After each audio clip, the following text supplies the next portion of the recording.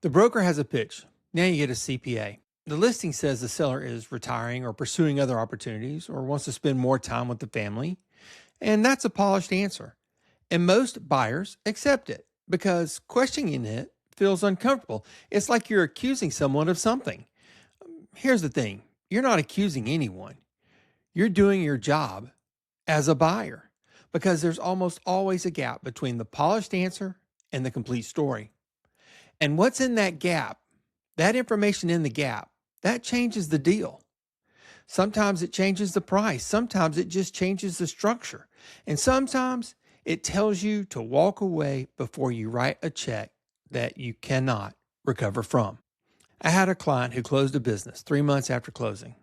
He found out the landlord had already told the previous owner the lease was not going to be renewed. The seller knew it. The broker didn't volunteer it. And my client found out when the landlord told him directly. By then, it was his problem. Today, I'm going to give you 5 real reasons businesses go to market. And these are ones that never make it into the listing, and exactly how to surface them before you're committed to anything. I'm Jason Schmidt. I'm a CPA, and I advise business buyers under $500,000 on the financial and operational realities that protect their money when they are making the biggest purchase of their life. In this series, we've covered what brokers aren't required to tell you, how to value a business like a CPA, the questions that make business brokers uncomfortable, the lease clauses that kills deals, and the due diligence checklist that helps keep buyers protected. Today, we're going to go into the human side on the deal. And it's the side that doesn't show up on any spreadsheet. Now, before I give you the 5 reasons, I want you to understand something very important. The sellers not volunteering the complete story is not always dishonest. I want to be clear about that. Some sellers genuinely don't think certain things are relevant, even when they certainly are. Some are emotionally attached to the business they built and naturally present it in the best light. And some actively choose not to disclose things that would affect the price or the buyer's willingness to proceed. All 3 of those things happen, and none of them are your problem to sort out morally.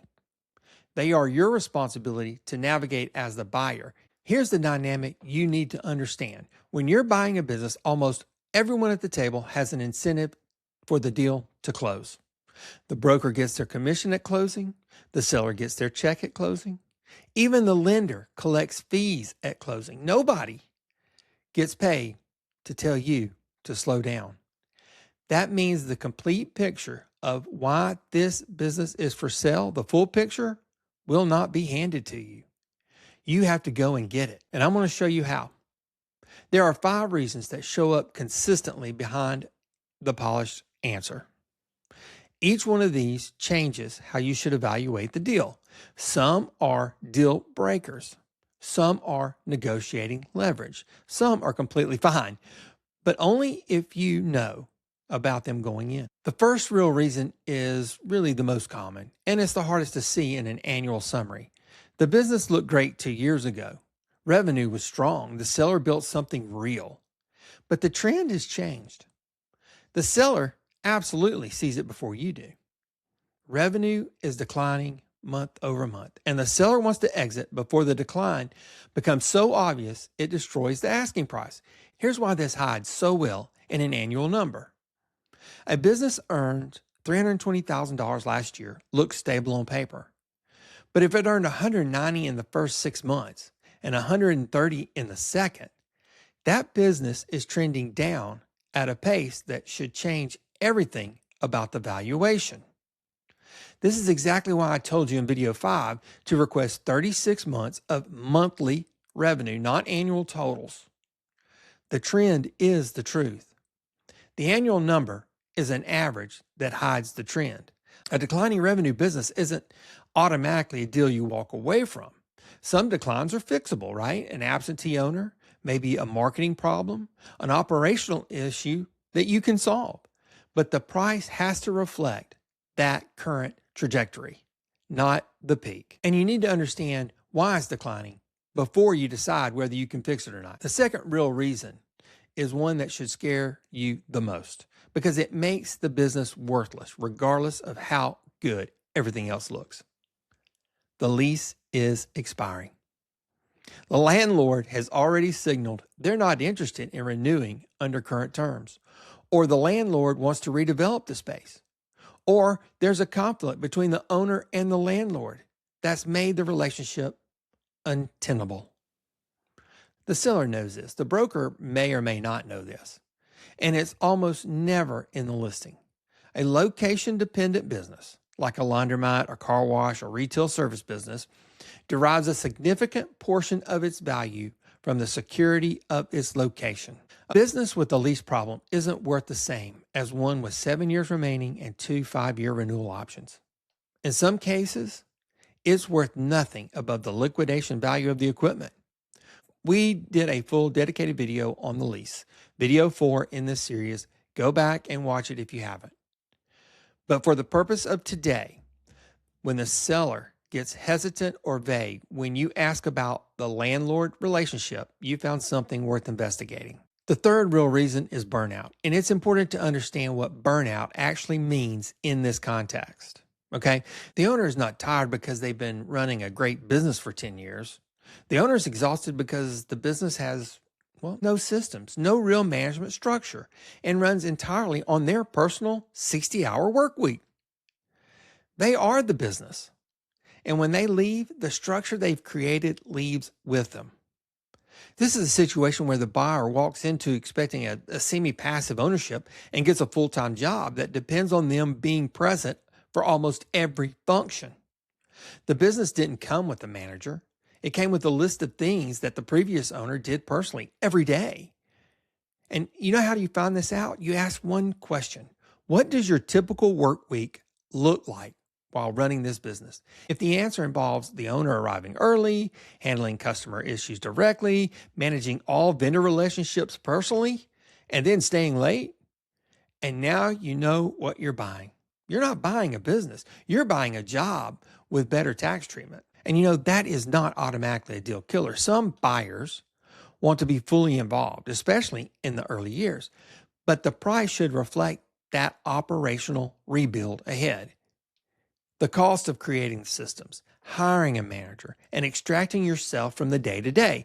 That rebuild, guess what? Takes time and money, and it belongs in your offer calculation. The fourth real reason is one buyers discover too late more often than not. A large competitor is moving into the market. A franchise is locating just 2 miles away. A commercial development is changing the neighborhood foot traffic pattern. The seller sees it. They've been watching it develop, and they're selling it before it materially affects the numbers. The financial statements won't show this yet because it hasn't happened yet. The broker won't mention it because it's not in the listing documents. And you know what? Maybe he doesn't even know. And the seller isn't going to volunteer that information because you know what? It reduces their asking price. Here's how you find it. First, drive the area. Don't just visit the business you're doing your due diligence on. Spend time in the neighborhood. Look at what's under construction. Look what's open. Check the commercial real estate listings nearby. Second, talk to the neighboring businesses, the dry cleaner next door, the restaurant across the street, the business owners who have been in that location for years. They know things the broker doesn't know, and the seller won't tell you. They know if a franchise is coming. They know the foot traffic is changing. They know the history of the block. This step gets skipped constantly. Let me tell you, it takes a couple of hours. And it's one of the highest value things you can do during the due diligence process. The fifth real reason is the most personal. And I want to handle it carefully because it's also the one that can result in the fairest deals for buyers who approach it with the right mindset. Okay? It could be health issues. It could be divorce. It could be a financial, personal crisis. A family situation that requires the owner's full attention. These are legitimate. They're real. And sometimes make situation urgent for them to sell. And they have nothing to do with the quality of the business, right? Here's what this means for you as a buyer. A seller in a genuinely difficult personal situation is often the most motivated seller you'll encounter. Motivated sellers are more price flexible, more willing to offer seller financing, more willing to work with you on a transition terms, and more willing to move quickly and cleanly. That flexibility is a legitimate advantage for a prepared buyer, but handle it with respect. You are talking to a person who is navigating something hard in their life. The goal is not to squeeze the situation for every dollar. It is to negotiate honestly and reach a fair deal for both parties. A seller who trusts you because you've been straightforward is also the seller most likely to honor the transition agreement, stay available to support you post-close, and introduce you genuinely to the customers and vendors. They are often the cleanest deals in the market. Go in with eyes open, treat the person with dignity, and negotiate from facts, not pressure. Now let's talk about actually getting down to the information. Because knowing the 5 reasons exist is only useful if you know how to find which one you're dealing with. First, ask to speak to the seller directly. Not everything goes through the broker. Legitimate sellers with clean deals almost always agree to direct conversations. Resistance to that request, insistence that everything goes through the broker, it is a signal in and of itself. Second, ask a question I already gave you. What does your typical work week look like while running this business? This question opens the door to honest operational disclosure and then not in a confrontational way. You're asking about their experience. You're not accusing them of anything. Third, ask this. What would you do differently if you were starting this business over? This question gets the sellers out of sell mode and into reflection mode. People often reveal real pain points here, and they would never volunteer in a formal business presentation. Fourth, ask, have you had any recent conversations with your landlord? You're not accusing anyone of lease problems. You're asking a reasonable operational question. Watch for hesitation. Watch for vague answers or a quick pivot away from the topic. Those responses are data. Fifth, cross-reference everything through the financials. Does the story the seller is telling you match what the monthly revenue trends show? If the seller says, business has been great, and then you see in the last 12 months of monthly figures a decline of 15%, those two things can't be true. Inconsistency between the story and the numbers is your signal for a deeper dive. And sixth, talk to the neighbors. I said this in the competition section, and I'm going to say it again now because this is a step that most people skip. 2 hours or so walking around and talking to the businesses around your target location will tell you more about the real estate of that business than a week of broker meetings. Once you know the real reason, and you will know it if you use these steps I just gave you, here's what you do with it. If the real reason is declining revenue, recalculate the valuation based on the current trend, not the historical peak. A business worth 2.5 times SDE at $120,000 earnings is worth something very different at $90,000 earnings and trending down. Price accordingly.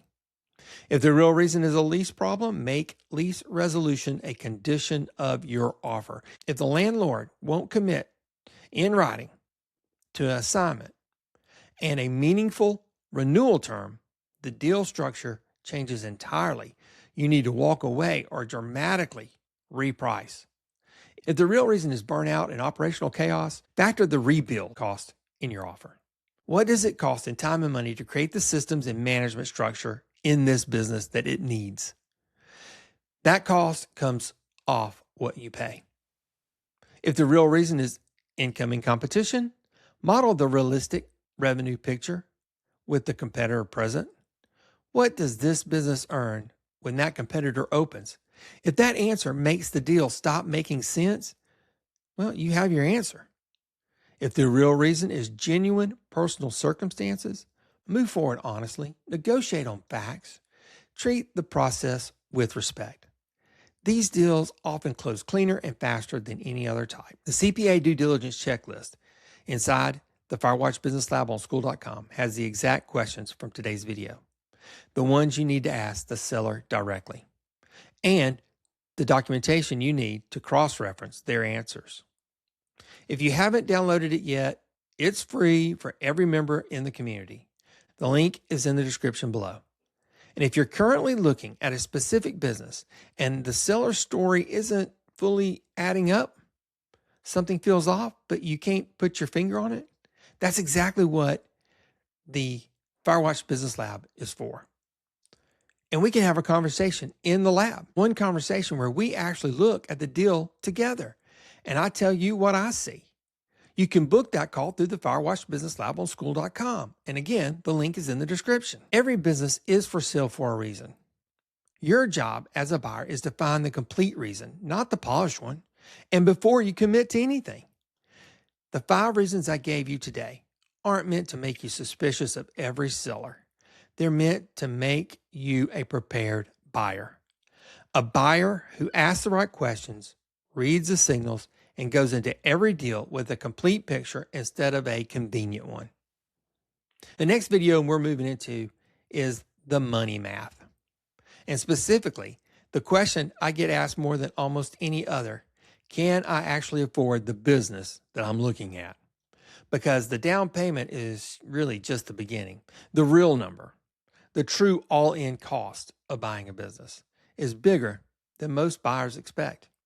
And I'm going to show you the math that almost never gets seen until it's too late. Listen, it's not about finding a deal. It's about avoiding a bad one.